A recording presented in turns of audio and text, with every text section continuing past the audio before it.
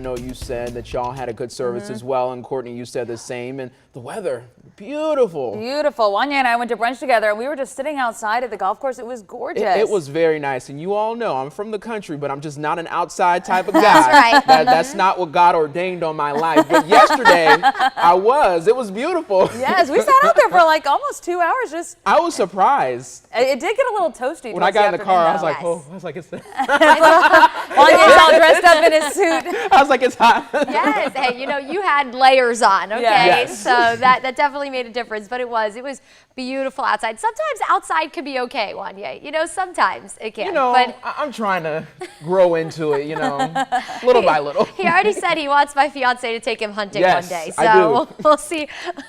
I would love for you to please just take so many pictures and videos. I'm gonna take some pictures to, you know, flex on Instagram and be That's like, Dylan, can I go in the car, please? After an hour, you'd be ready to go. Listen, that's a whole day ordeal right there. All right, everyone.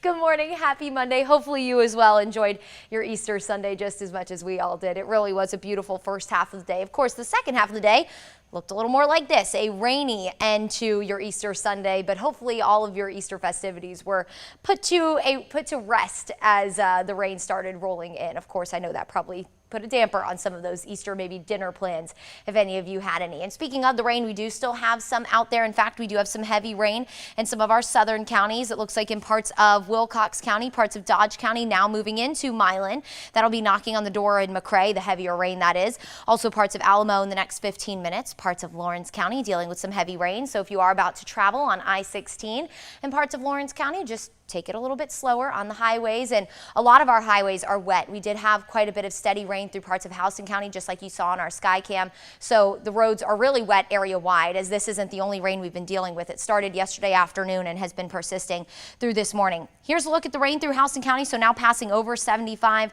also crisp in Dooley County with some rain. It does look like here in Bibb County and Jones County with some light rain and some steady rain in parts of Twiggs, Wilkinson, and Washington County. So most of us dealing with some sort of rain this morning, with the exception of our northwestern counties. It's said and done there. It's all along a weather system that's pushing across the southeast, including here in central Georgia, of course, that trailing cold front, what is bringing us all of the shower activity. Take a look up to the north. Yes, that is snow in parts of Indiana this morning. Isn't that crazy? In mid-April, they're getting snow?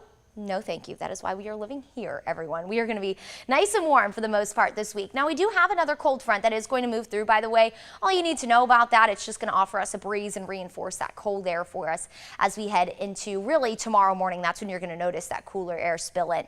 So let's time out all that rain. It's really just going to be a morning event for us. So for your morning drive, whether you're heading out now or in the next half hour or so, just keep in mind you're going to need to take your time. You might need to use those windshield wipers, especially those of you south of Macon.